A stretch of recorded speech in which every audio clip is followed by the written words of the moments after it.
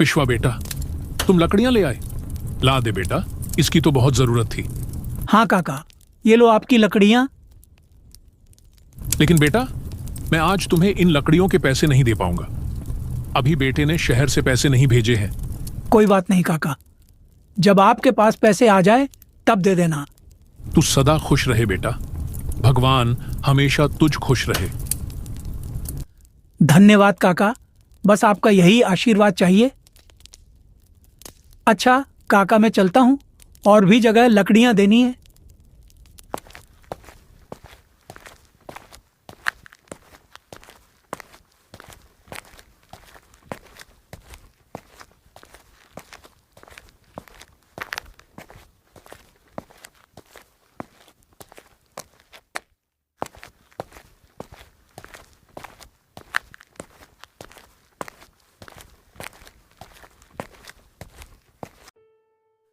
मनोहर चाचा, ओ मनोहर चाचा, लकड़ियां लाया हूं।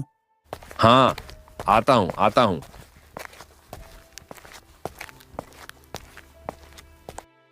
चाचा, ये लो आपकी लकड़ियां।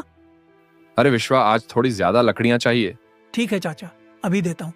ये लो चाचा, आपकी बाकी की लकड़ियां। ठीक है, ये लो बेटा इसके पैसे। और हाँ, कल और लकड़ियां लेते आना, सुना है इस साल कड़ाके की ठंड पड़ने वाली है। ठीक है चाचा, मैं लेता आऊंगा।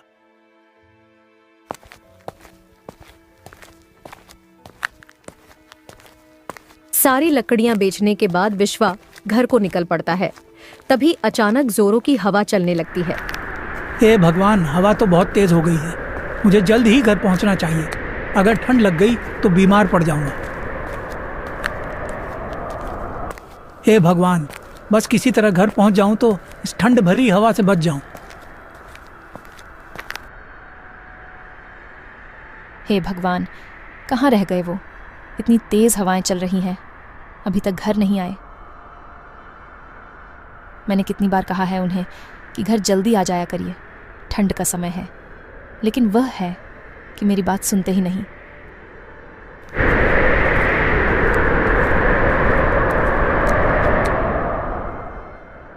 बबीता, ओ बबीता। आ गए आप। आपको मैंने कितनी बार कहा है कि ठंड का समय है, शाम होने से पहले घर आ जाया करो। ठंड में शाम को बहुत ठंडी ठंडी हवाएं चलती हैं। चलिए चूल्हे के पास बैठ जाइए, मैं खाना गर्म कर देती हूँ। हाँ बबीता, तुम ठीक कह रही हो। बाहर ठंड बहुत ज्यादा है। कल से मैं और सुबह जल्द घर से निकल जाया करूंगा और शाम होने से पहले सारा काम निपटाकर घर आ जाया करूंगा।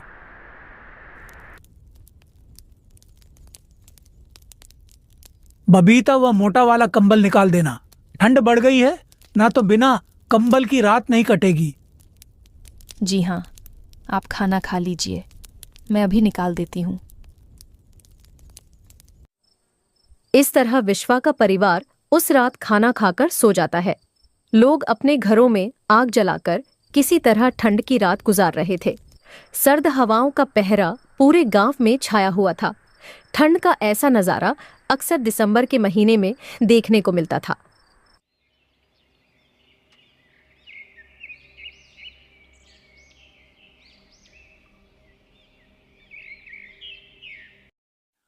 अरे भगवान, सुनती हो, जरा गर्मा गर्म चाय दे दो। चाय पीकर मैं काम पर निकलूं। हाँ बस अभी लाई। ये लीजिए आपकी चाय। अच्छा बबीता, तो मैं निकलता हूँ। विश्वा घर से निकल जाता है। हे भगवान, बाहर तो बहुत ठंड है। जल्दी से जंगलों के लिए निकल जाता हूँ, तभी शाम होने से पहले घर आ पाऊंगा।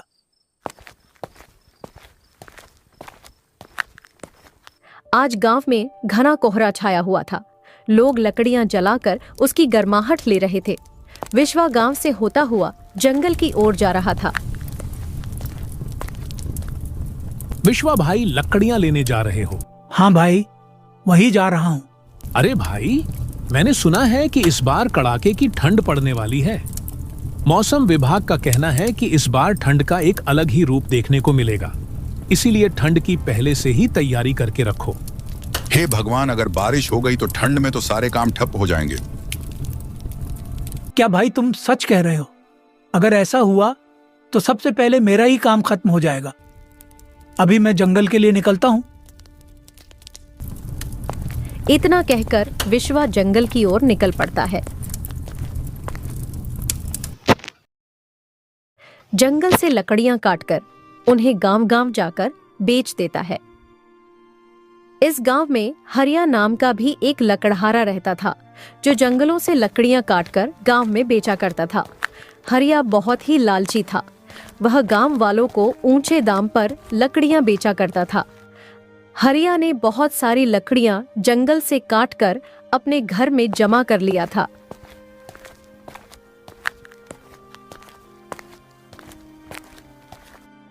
अरे, आप इतनी सारी लकड़ियां केवल जमा करे जा रहे हैं।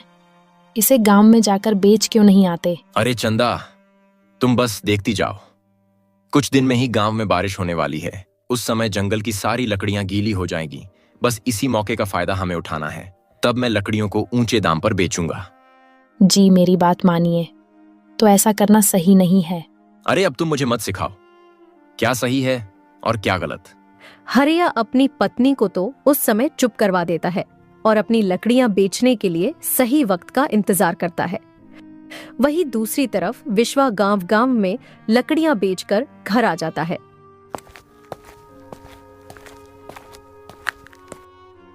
रात का समय था। अंधेरी रात में आसमान में बिजली की गड़गड़ाहट के साथ तेज बारिश शुरू हो जाती है।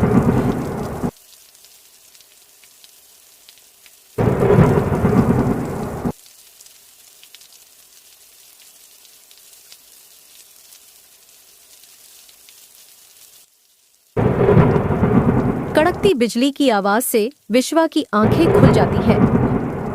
उसने दरवाजे के पास जाकर देखा। हे भगवान, ये तो बहुत जोरों की बारिश हो रही है।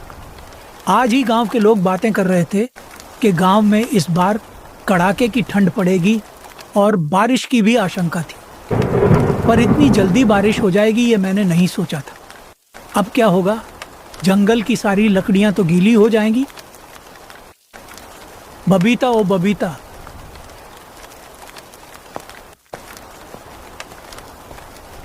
जी, क्या हुआ? ये देखो बबीता, जोरदार बारिश शुरू हो गई है। हाँ, बहुत जोरदार की बारिश हो रही है। इतनी तेज बारिश तो कभी नहीं हुई। हवा भी बहुत जोरों की चल रही है। चलिए अंदर वाले कमरे में चलते हैं। यहाँ ज्यादा देर रहे तो ठंड से बीमार पड़ जाएंगे। अब क्या होगा? जंगल की सारी लकड़ियां तो गीली हो जाएंगी। जी, आप चिंता मत कीजिए। ठंड की पहली बारिश है, सुबह तक बंद हो जाएगी। ऐसा सोचकर वह दोनों सो जाते हैं। पूरी रात बारिश होती रही। बिजली की गड़गड़ाहट की आवाज सुबह तक सुनाई दे रही थी। बारिश थी जो बंद होने का नाम ही नहीं ले रही थी। अरे बबीता, सुबह हो गई लेकिन बारिश अभी तक बंद नहीं हुई। अगर ये बारिश बंद नहीं हुई तो मैं लकड़ियां कैसे बेचूंगा? जी, बारिश तो रात से हो रही है। पूरा गांव बारिश में भीगा हुआ है। ठंडी हवा भी बहुत चल रही है। चलिए अंदर वाले कमरे में चलते हैं। दोनों आग जलाकर वहां बैठ जाते हैं। आग की गर्माहट से कमरा थोड़ा गर्म हुआ, मगर बारिश की वजह से ठंड और भी ज्यादा बढ़ चुकी थी। लगातार होती बारिश ने गांव वालों को परेशान कर दिया। बारिश ने बंद होने का नाम नहीं लिया।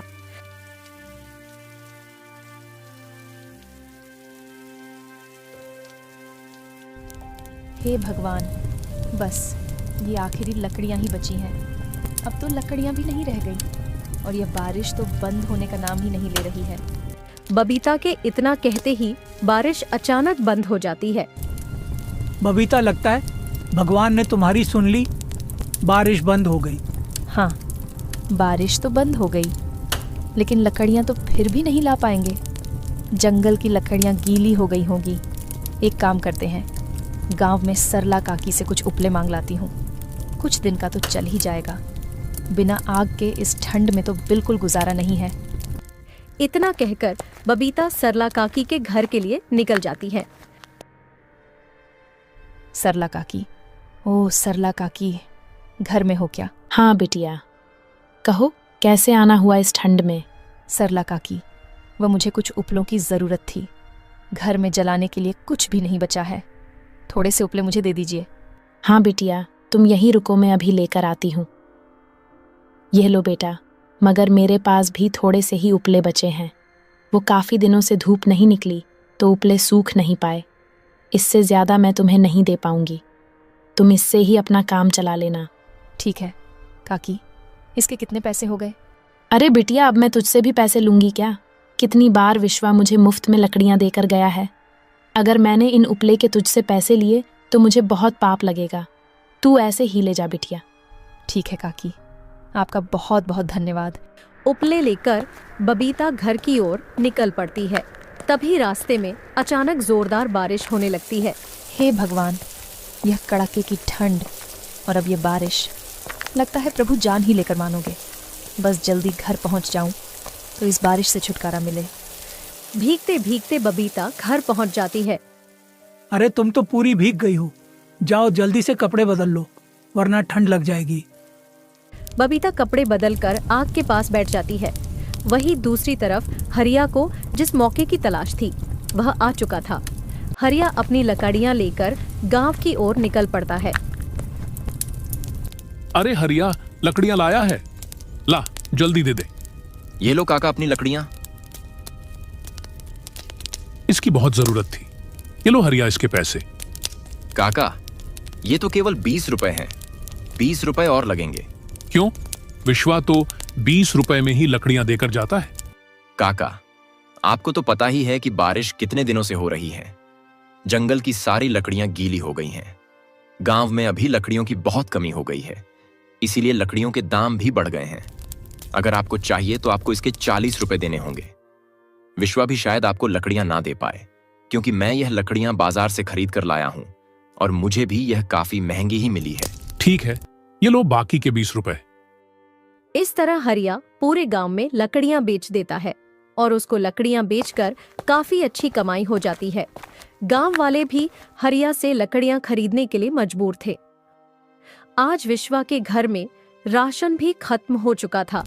भगवान, घर में कुछ भी खाने को नहीं बचा है और लेने के लिए पैसे भी नहीं है।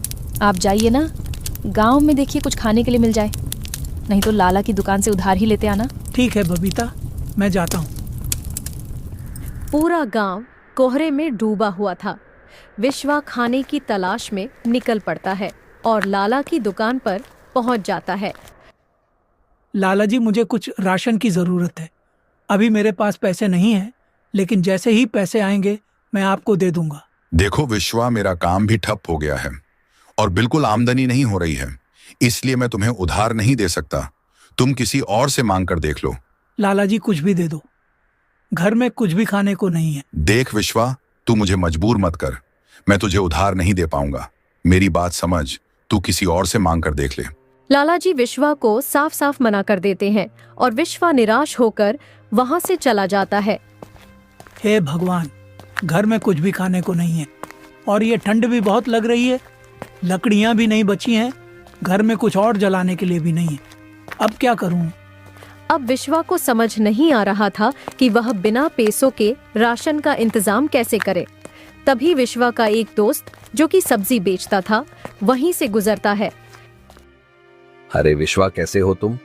बड़े दिनों बाद दिखाई दिए। क्या हुआ विश्वा भाई?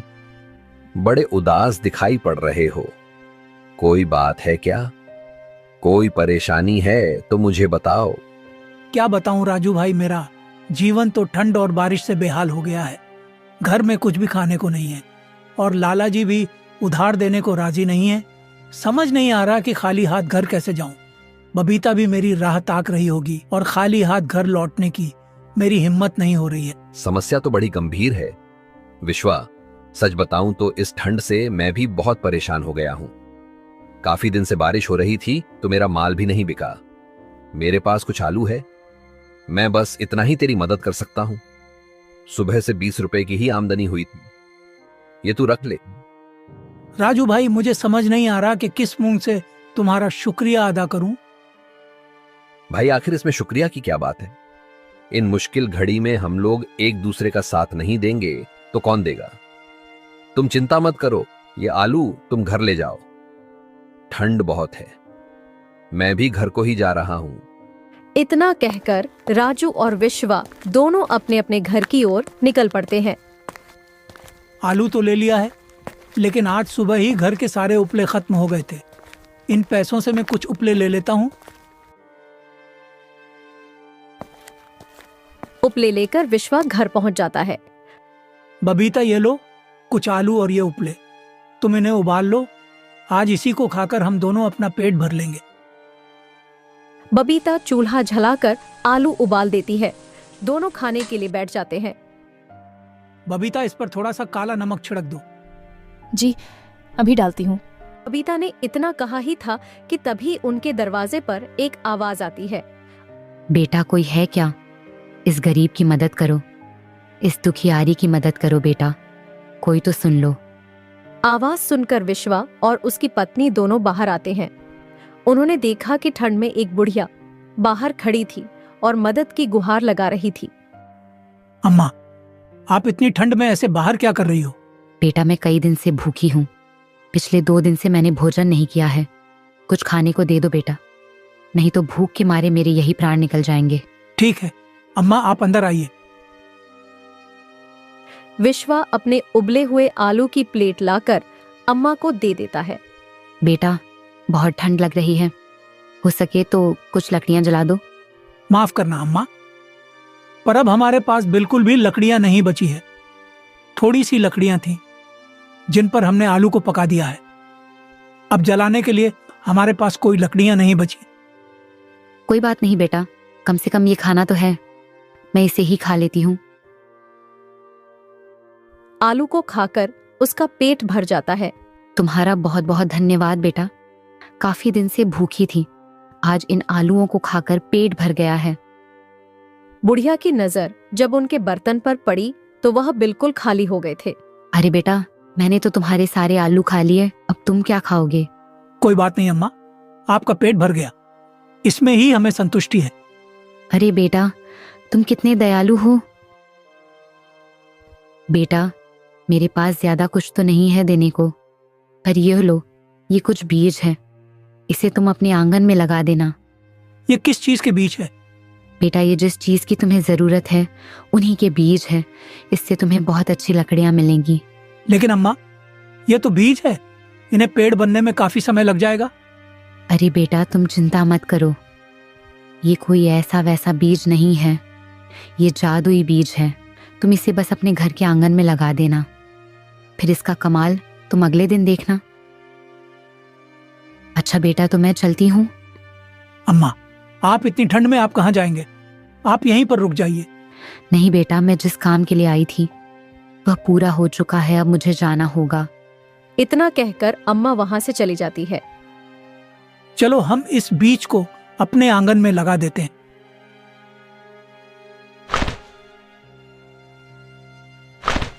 विश्वा उन बीजों को अपने आंगन में लगा देता है।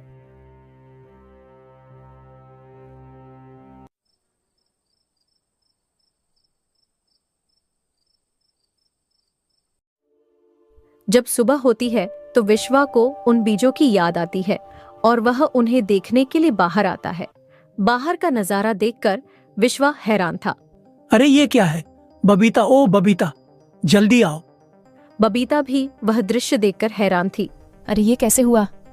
विश्वा द्वारा लगाए गए बीज अब पेड़ बन चुके थे। यह देखकर विश्वा और उसकी पत्नी बहुत खुश होते हैं। अरे यह तो सच में जादुई पेड़ है।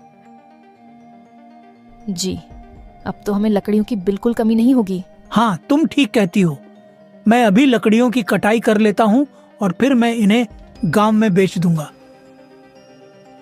लकड़ियों को काटकर विश्वा गांव की ओर निकल पड़ता है।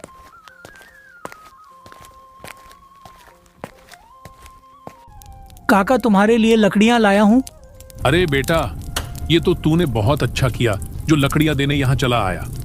2 दिन से ठंड से परेशान थे, जलाने के लिए एक भी लकड़ियां नहीं बची हैं। पिछले 2 दिनों से हरिया भी लकड़ियां देने नहीं आ रहा। काका, अब आपको चिंता करने की जरूरत नहीं है, मैं आपको रोज लकड़ियां समय पर पहुंचा दिया करूंगा। लेकिन विश्वा बेटा, तुम्हारे पास ये लकड़ियां कहाँ से आई? काफी दिन से सूरज तो निकल नहीं रहा, फिर ये सूखी लकड़ियां तुम कहां से लेकर आए? काका बस यह समझ लो, ये भगवान का चमत्कार है। अच्छा काका, अब मैं चलता हूँ और गांव में लकड़ियां देने जाना है। इतना कहकर विश्वा आगे निकल जाता है, लेकिन यह सब होते हुए हरिया अपनी आंखों से देख रहा था और सच्चाई का पता लगाने के लिए हरिया ने विश्वा का पीछा करना शुरू कर दिया। जी, आ गए आप। लगता है आज सारी लकड़ियां बिक गईं। हाँ बबीता, अब हमें कभी दूसरी जगह से लकड़ियां लाने की जरूरत नहीं पड़ेगी। अब हम इसी पेड़ से लकड़ियां काट लिया करेंगे। हाँ जी, भला हो उस अम्मा का जिसने हमें यह जादुई पेड़ दिया है। इस पेड़ की लकड़ियां तो कभी खत्म ही नहीं होगी।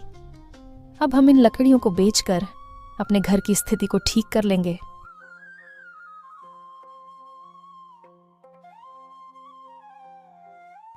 अच्छा, तो ये जादुई पेड़ है, क्यों ना मैं भी इस पेड़ से अपना फायदा निकलवा लूं। ऐसा सोचकर हरिया उस समय तो वहां से चला जाता है, लेकिन रात के समय विश्वा के घर के पास आकर वह उस पेड़ से लकड़ियां काट लेता है और उसे अपने घर ले जाता है।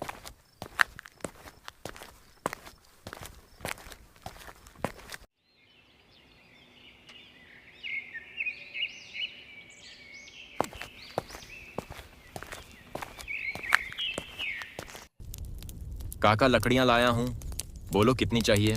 अरे हरिया, अब मुझे तुम्हारी लकड़ी खरीदने की कोई जरूरत नहीं है। अब विश्वा मुझे समय पर लकड़ियां दे जाता है।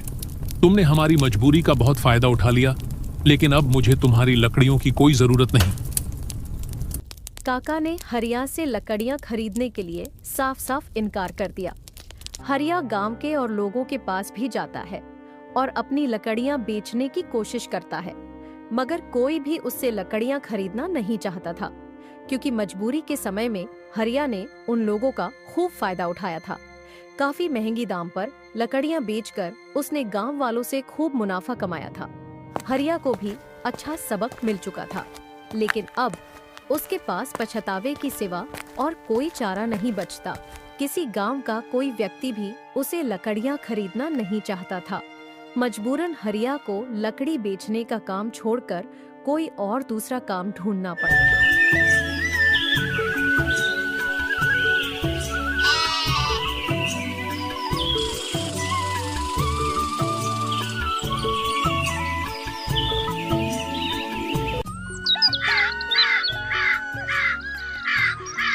चंपक एक गरीब मजदूर था। वो एक टूटे फूटे घर में अपनी पत्नी और बच्चों के साथ रहा करता था। चंपक रोज सूरज निकलने से पहले घर से निकलता और गांव के किसानों का अनाज और फल सब्जी गोदामों तक ले जाता था। बस इसी काम से जो फूटी कौड़ी उसे मिलती, उससे अपने घर का खर्चा चलाता था। एक दिन वो वापस आया तो घर की छत टपक रही थी और चंपक की पत्नी ने उससे बोला, अजी ये देखिए, अभी बरसात शुरू नहीं हुई और छत से पानी टपक रहा है। क्या करूं दीपाली, कब से छत की मरम्मत करवाने का सोच रहा हूं, लेकिन इतने पैसे ही नहीं बचते। जो कमाता हूं उससे रोज का राशन बमुश्किल मिलता है। मैं तो सोच रहा हूँ ये गोदाम का काम छोड़ दूं और कोई और काम ढूंढ लूं। नया काम ढूंढने में तो बहुत समय लग जाएगा और हमें घर की छत जल्दी ठीक करवानी होगी, वरना बहुत नुकसान हो जाएगा। रोशनी बता रही थी कि इस बरसात में खूब तूफानी बारिश होगी। अगर बारिशों का सिलसिला शुरू हो गया तो इस टूटी फूटी छत के नीचे हम सब बीमार पड़ जाएंगे। कह तो तुम ठीक ही रही हो दीपाली। अच्छा, मैं जमींदार के पास जाता हूँ। पिछले हफ्ते उसकी सब्जी मंडी ले गया था, हो सकता है वो अब मेरी कुछ मदद कर दे। ये कहकर चंपक जमींदार के घर की तरफ चल पड़ता है। नमस्ते जमींदार जी, कैसे हैं आप? क्या मैं अंदर आ जाऊं? अरे चंपक, हाँ हाँ कोई नहीं, आ जाओ, बताओ कैसे आना हुआ? जमींदार जी, एक मुश्किल आन पड़ी है, इसलिए कुछ मदद चाहिए थी आपकी। बरसात अभी शुरू नहीं हुई है और घर का छत टपक रहा है। सेहन की दीवार तो बस टूटने ही वाली है। अगर फौरन से मरम्मत ना करवाया तो बहुत नुकसान हो जाएगा। पिछली दफा भी सैलाबी रिले के दौरान मेरी बकरियां बह गई थी। अगर वो होती तो उन्हें बेचकर मरम्मत करवा लेता। और तो और इस दफा मजदूरी भी इतनी कम मिली है कि कुछ बचा ही नहीं पाया। क्या आप मुझे कुछ पैसे उधार दे देंगे? मैं आपको किस्तों में लौटा दूंगा। चंपक, मुझे तुम्हारे घर के हालात सुनकर बहुत अफसोस हो रहा है। मैं तुम्हारी मदद करना चाहता हूँ, लेकिन तुम भी जानते हो मेरी जिम्मेदारी बहुत घाटे में जा रही है। इस दफा चावलों की फसल बिल्कुल अच्छी नहीं हुई और जो हुई उन्हें कीड़े खा गए हैं। इसलिए मुझे बहुत नुकसान हुआ है। और हाँ, तुम भी अपने लिए कहीं और मजदूरी तलाश करो। जमींदार जी, मैं तो अपना मसला लेकर आया था, आपने तो मेरी मजदूरी ही बंद कर दी। अब इस बारिश में कौन मुझे काम देगा? मैं तुम्हारी तकलीफ समझ सकता हूँ, लेकिन मुझे भी तुम्हारी तरह अब कोई और काम धंधा ढूंढना होगा। फसल हुई नहीं और जमीन तो बेच रहा हूँ। अब कोई नया धंधा ही शुरू करना पड़ेगा, वरना घर कैसे चलेगा?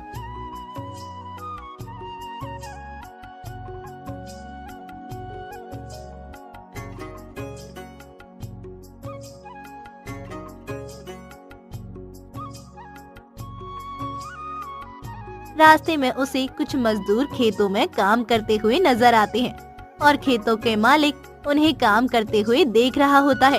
शाबाश, इधर से भी खुदाई करो। हाँ भाई, तुम्हारा क्या काम है? खेतों के मालिक ने चंपक को देखते हुए कहा। नमस्ते सेठ जी, मैं भी एक मजदूर हूँ और अब तक अनाज, सब्जी, फल गोदाम और मंडी लाने ले जाने का काम करता था। अब नए काम की तलाश में हूँ। मैं बहुत मेहनती हूँ जी, हर किस्म का काम कर सकता हूँ। मेहनत से तो हर कोई काम करता है, लेकिन खेती बाड़ी का काम बहुत मुश्किल होता है। खुदाई करना है, हल चलाना है, खाद डालना है, फसल बोना और काटना कुछ भी आसान नहीं है। सभी काम मेहनत मांगते हैं। जी बिल्कुल, ऐसे ही है। क्या इनमें से कोई भी काम आपके पास है? काम तो बहुत हैं, लेकिन मेरे पास पहले से बहुत से मजदूर हैं। तुम ऐसा करो, जब अनाज तैयार हो जाए तो इसे गोदाम पहुंचाने के लिए आ जाना। वैसे भी तुम यहाँ काम पहले भी कर चुके हो। लेकिन सेठ जी, अनाज की तैयार होने में तो बहुत समय बाकी है। अभी मुझे तो काम की अभी जरूरत है। अभी तो कोई काम नहीं है तुम्हारे लिए। तुम कटाई के मौसम में आना। ये कहकर खेतों का मालिक चल पड़ता है और चंपक काम की तलाश में दोबारा निकल पड़ता है।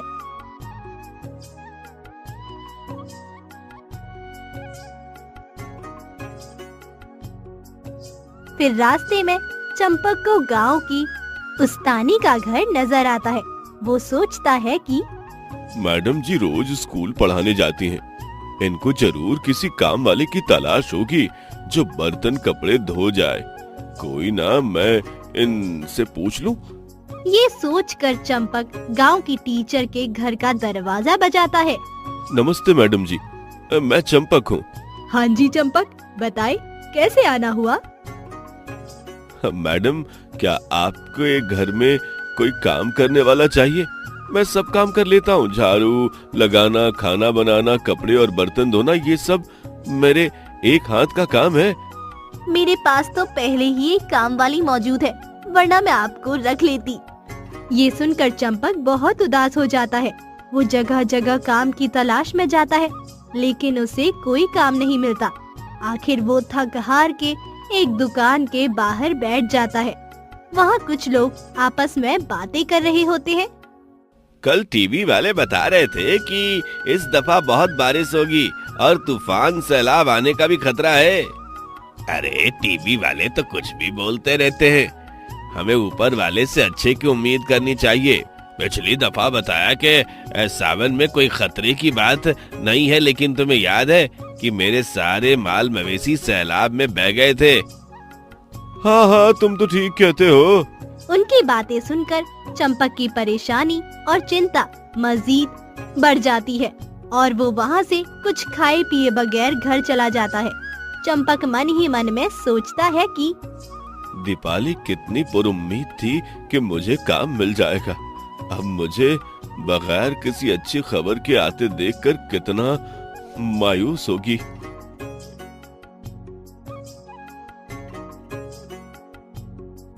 जब चंपक घर पहुंचता है तो देखता है कि दीपाली बिस्तर में होती है और बुखार से तड़प रही होती है।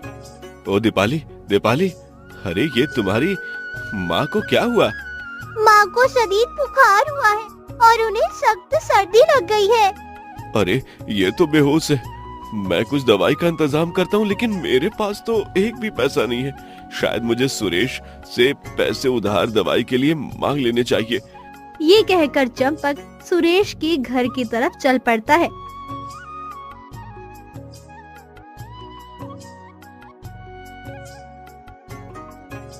और उसके दरवाजा खटखटाता है। कुछ देर बाद सुरेश घर से बाहर आता है। अरे चंपक मियाँ, इस वक्त खैर है? कैसे आना हुआ? क्या बताऊं सुरेश, दीपाली बुखार से तप रही है और मेरे पास दवा लाने के पैसे भी नहीं है। अगर तुम मुझे कुछ पैसे उधार दे दो तो मैं दवाई और डॉक्टर दोनों का इंतजाम कर लूं। बहुत महंगाई है चंपक, इस महंगाई में 1 रुपए की बचत नहीं कर पाता। फिलहाल तो मेरा अपना हाथ ही बहुत तंग है और बहुत सा कर्ज चुकाना है, वरना मैं तुम्हें जरूर पैसे देता। ये कहकर सुरेश घर का दरवाजा बंद कर देता है। चंपक अभी घर के बाहर ही होता है कि उसे आवाज आती है। चंपक था, पैसे मांग रहा था, कह रहा था अगले महीने वापस कर दूंगा, लेकिन इसके पास तो पैसे ही नहीं है और कोई काम भी नहीं। फिर कैसे वापस करता, तो मैंने नहीं दिया। सुरेश ने अपनी पत्नी को बताया। चंपक दरवाजे के बाहर उनकी बातें सुन लेता है और मायूस होके वहाँ से चला जाता है।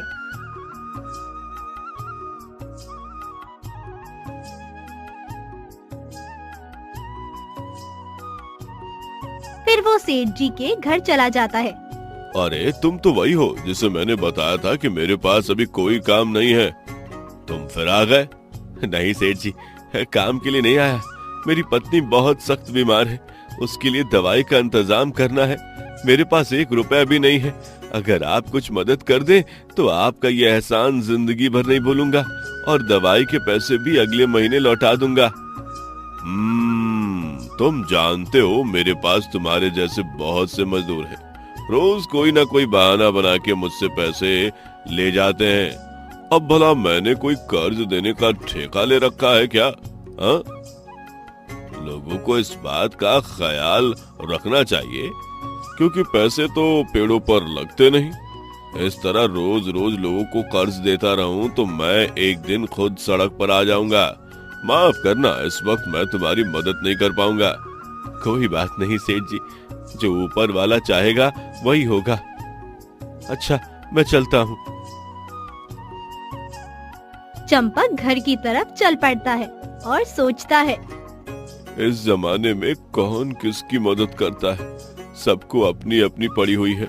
मैं भी पागल हूँ जो लोगों से मदद मांगने निकल पड़ा। चंपक अपनी सोच में चला जा रहा होता है कि रास्ते में एक पत्थर से टकराकर नीचे गिर जाता है और अपने होश खो बैठता है। थोड़ी देर बाद एक बुढ़िया उस रास्ते से गुजरती है। वो चंपक को बीच रास्ते में पड़ा देखकर परेशान हो जाती है। बेटा, क्या हुआ? अरे ये तो बेहोश है और बुखार में तड़प रहा है। ऊपर से बारिश भी होने वाली है। शायद मुझे इसकी मदद करनी चाहिए। बुढ़िया खुद से बातें कर रही होती है। वो चंपक को अपने घर ले जाती है और उसके सिर पर ठंडी पट्टियां रखती है। थोड़ी देर बाद चंपक होश में आ जाता है और पूछता है, ये मैं कहाँ आ गया हूँ? मैं तो दवाई की तलाश में निकला था। और अब कौन है? मैं यहाँ कैसे आया? बेटा, तुम सड़क के बीचों बीच बेहोश पड़े थे। ऊपर से बारिश का मौसम था तो मैं तुम्हें अपने घर ले आई। माँ जी, आपका बहुत बहुत शुक्रिया, लेकिन मुझे घर जाना होगा। बेटा, क्यों इतनी जल्दी कर रहे हो? तुम्हें अभी आराम की जरूरत है। तुम्हारा अभी बिस्तर से उठना ठीक नहीं है। अभी आराम करो, सुबह चले जाना। आप मुझे भली औरत मालूम होती हैं। ऊपर वाला आपको खुश रखे। शुक्रिया बेटा, लेकिन तुम बेहोश होकर क्यों गिर पड़े? बाजी, मेरे घर की छत से पानी टपक रहा था। बरसात के डर से मैंने सुबह से घर की मरम्मत का बंदोबस्त करने निकला हुआ था। मेरी बीवी बीमार हो गई। बस उसी की दवाई के लिए लोगों से उधार मांग रहा था कि न जाने खुद कब बेहोश हो गया, और अब आंख खुली तो आपके घर में हूँ। फिर तो बेटा तुम्हें जल्दी जाना चाहिए। ये ना हो तुम्हारी पत्नी की तबीयत ज्यादा खराब हो जाए। मेरे पास कुछ पैसे हैं, तुम ले जाओ और उनसे दवाई खरीद के ले जाओ। माँ जी, आपका बहुत शुक्रिया। आजकल के जमाने में कोई अपना भी किसी की मदद नहीं करता, और आप एक अनजान आदमी की मदद कर रही हैं। बेटा, हम इंसान इस दुनिया में एक दूसरे की मदद करने के लिए है, वरना फिर इंसान और जानवर में क्या फर्क रह जाएगा? ठीक कह रही हैं आप। मैं ये पैसे अभी ले तो रहा हूँ, लेकिन जरूर लौटा दूंगा। हाँ हाँ, कोई बात नहीं बेटा, तुम भी मेरी तरह किसी और की मदद कर देना। ये कहकर बुढ़िया चंपक को एक थैली देती है। वो बुढ़िया का शुक्रिया अदा करता है और अपनी पत्नी के लिए डॉक्टर और दवाई का इंतजाम करता है। कुछ दिनों बाद उसकी पत्नी ठीक हो जाती है और बुढ़िया की दी हुई थैली में दीपाली के इलाज के बाद भी बहुत से पैसे बच जाते हैं। दोनों पति पत्नी उन पैसों से एक पकोड़ों की दुकान लगाते हैं। गांव क्या, गांव के इर्द गिर्द के सभी लोग उस दुकान के पकोड़े खाने के लिए आते हैं। एक दिन सुरेश उसकी दुकान के करीब से गुजर रहा होता है। अरे भैया सुरेश, कहाँ जा रहे हो? लगता है बहुत जल्दी में हो। या कुछ पकौड़े लेते जाओ, रास्ते में खा लेना। भैया, मेरा बेटा सख्त बीमार है, उसी की दवा के लिए कुछ पैसे उधार मांगने जा रहा हूँ। चंपक, तुम्हें याद है एक दफा तुम पैसे उधार मांगने आए थे?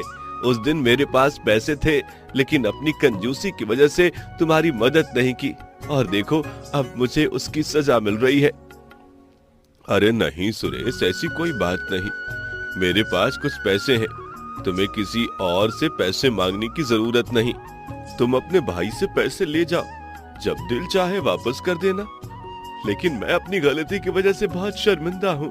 उस वक्त पैसे दे देने चाहिए थे। कोई बात नहीं भैया, रात गई बात गई, ऊपर वाला तुम्हारे बच्चे को सेहत दे। फिर चंपक सुरेश को कुछ पैसे देता है और वो खुशी खुशी अपने बेटे के लिए दवाई लेने के लिए चला जाता है। कुछ दिन बाद एक आदमी काम से थका हारा चंपक की दुकान पर आता। भाई, एक प्लेट पकौड़ी और एक कप चाय देना। अरे जमींदार जी, आप कैसे हैं? आपका नया कारोबार कैसा चल रहा है? कौन सा कारोबार चंपक? कारोबार तो बना ही नहीं। जमीन जिसको बेची वो तो ठग निकला और मेरे पैसे और जमीन के कागजात लेके भाग गया। शायद तुम गरीब की बद्दुआ लग गई। अगर उस दिन तुम्हारी छोटी सी मदद कर देता तो आज ये हालत नहीं होती। नहीं साहब जी, मैंने कोई बद्दुआ नहीं दी आपको। रोजी रोटी में उतार चढ़ाव तो आता ही रहता है। मेरे पास अब पैसे तो रहे नहीं। अगर तुम्हें किसी दुकान का पता हो जिन्हें मुलाजिम की जरूरत हो तो मुझे जरूर बताना। जमींदार जी, ऊपर वाले की कृपा से मेरा कारोबार बहुत अच्छा जा रहा है। मैं कुछ दिनों तक एक और दुकान खोलने जा रहा हूँ, तो आप वहाँ मुलाजमत कर सकते हैं। बहुत शुक्रिया चंपक, तुम एक भले आदमी मालूम होते हो। जमींदार पकोड़े खाने के बाद चला जाता है। चंपक और उसकी पत्नी भी शाम को दुकान बंद करके अपने घर की ओर निकल पड़ते हैं। चंपक की पत्नी रास्ते में उससे पूछती है, चंपक, बहुत दिन हो गए, अब तो हमारा कारोबार बहुत अच्छा चल रहा है। तुम्हें उस नेक बुढ़िया के घर जाना चाहिए और उसका पैसा उसे वापस कर देना चाहिए। हाँ दीपाली, तुम ठीक कहती हो। मैं सुबह ही जाऊंगा और उस बुढ़िया को उसके पैसे वापस करके आऊंगा और साथ में दोबारा शुक्रिया भी अदा कर दूंगा। सुबह होते ही चंपक उस बुढ़िया के घर की तरफ चल पड़ता है।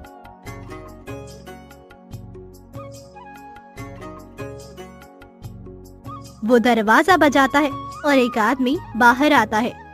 हाँ जी, आप कौन? नमस्ते, मैं चंपक। यहाँ एक बुढ़िया रहती हैं। मैं उनसे मिलने आया हूँ। उन्होंने मेरी बुरे वक्त में बहुत मदद की है। कौन सी बुढ़िया?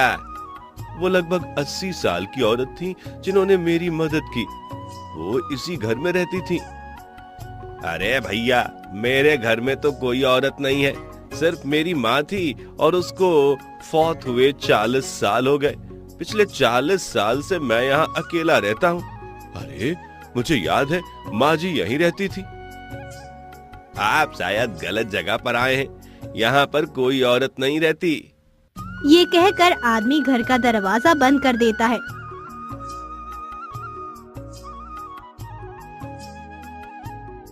और चंपक हैरान परेशान घर वापस आ जाता है। घर पहुंचते ही दीपाली उससे पूछती है, हाँ जी, पैसे वापस कराए? दीपाली, बहुत अजीब वाकया पेश आया है। मैं बुढ़िया के घर गया, लेकिन वह बुढ़िया नहीं थी। वहाँ बस एक आदमी था और उसने मुझे बताया कि घर में तो कोई औरत रहती ही नहीं है और वो अकेला रहता है। शायद गलत घर में चले गए होंगे आप।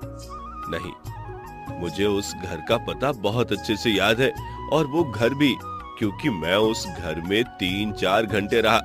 वो वही घर था। है ना हैरानी वाली बात? हाँ, है तो सही, लेकिन मुझे लगता है ऊपर वाले ने हमारे बुरे वक्त में मदद करनी चाहिए होगी। वो बुढ़िया मेरे लिए फरिश्ता बन के आई। मैं उसको एक बार मिलना चाहता हूँ और उसके पैसे वापस लौटाना चाहता हूँ। आपको याद है उस बुढ़िया ने आपको क्या कहा था? तुम भी मेरी तरह दूसरों की मदद किया करना। अब हम उसे ढूंढ तो नहीं पाए, लेकिन मेरा ख्याल है हमें ये पैसे दूसरों की मदद के लिए खर्च करने चाहिए। हाँ, ये बात तुमने सही कही। शायद मुझे यह कर्ज ऐसे ही चुकाना चाहिए। चंपक उन पैसों से गरीबों की मदद करता है और उसके बाद भी वो हमेशा अपनी दुकान में से कुछ हिस्सा गरीबों के लिए रखता था, और उसकी इस नेकी की वजह से उसका कारोबार दिन ब दिन बढ़ता गया।